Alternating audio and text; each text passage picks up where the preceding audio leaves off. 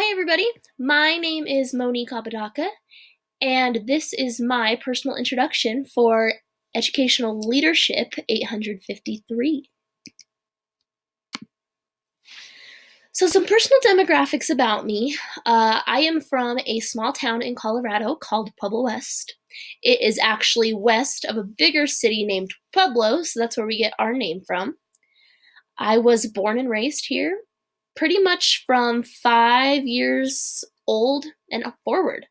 I went to school in the District 70, which is a district of Pueblo West, kindergarten through my senior year of high school, and completed my Bachelor of Science degree out here in Pueblo as well at Colorado State University. Um, at Colorado State University, you cannot major in education, so I had to major in liberal studies, which is a minor in elementary education, and I have my another minor in English, which is my English endorsement to teach 7th through 12th grade English. I teach at a charter school just off the main road that runs in Pueblo West.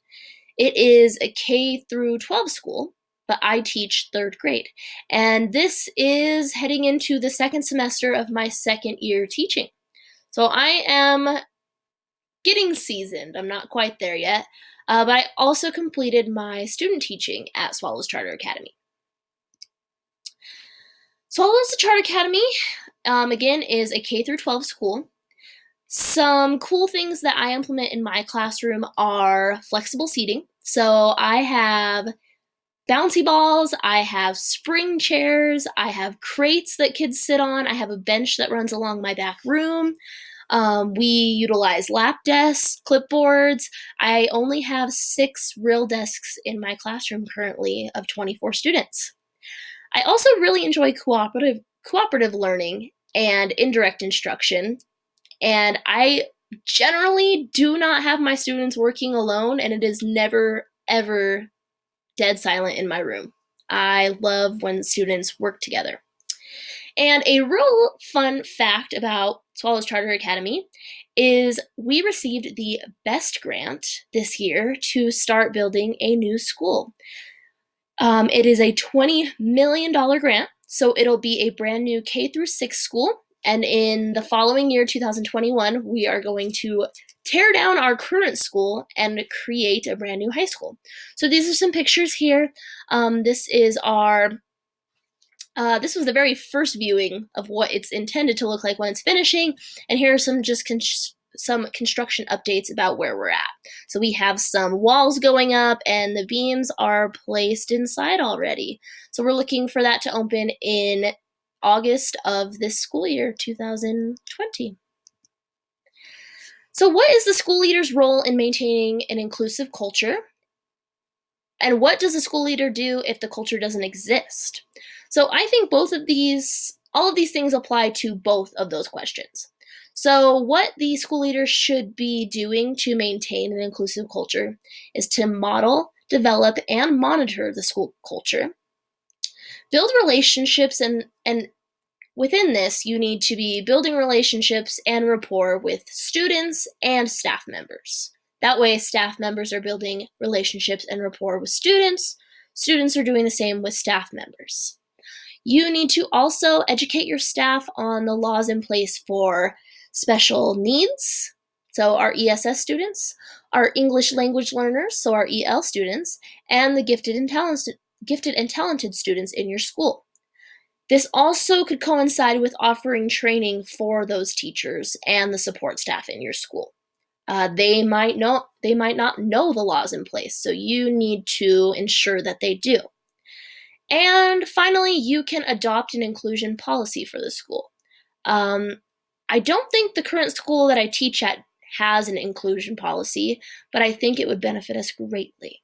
So again, if the culture doesn't exist this way in your school, these are steps that you can follow to create this culture in your school. What support can a school leader provide to encourage advocacy? Well, the school leader can offer time and resources for the staff to develop their advocacy skills, so that the staff might not already had to advocate for the inclusiveness of all of students and other staff in your school. So you may need to offer professional development for this. And also last year, my school offered mentor programs. So a new teacher partnered with what we call master teacher in our school, and we could go to that master teacher for any questions or concerns, and the master teacher could also do the same for us. And again, build relationships and rapport with staff and students. Again, all of these relationships should be being built between staff and staff, staff and students, students and students, and so on. Plans and strategies. What can be implemented to ensure equitable treatment of students and/or staff in an inclusive culture? We go back to the same thing, communicating and building those relationships. I think that's one of the most important factors here. Once again, offering professional development for staff members that might not know what an inclusive environment is, what an inclusive classroom is, even what it means to not tolerate someone's culture or tolerate someone's preferences, but to accept them. And as a school leader, you should be always observing the hallways, not just the classrooms, but hallways, recess. Anytime that you can get near the students, whether the staff are present or not, you should be trying to get there, wherever those students are, to monitor that inclusive culture and make sure that's what's happening. And finally, negative assumptions. What steps can a school leader take to change these? So the school leader can involve and educate stakeholders, which means maybe holding a parent meeting, inviting the community to come, and kind of explaining to these stakeholders what inclusiveness is and how you are creating this inclusive environment in your school, whether that includes with your ESS students, your EL students, your GT students, LGBTQ students, anything.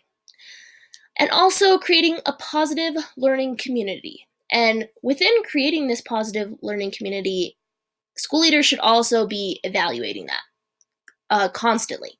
Every single day, every single week, every single month, that positive learning community could shift at any point.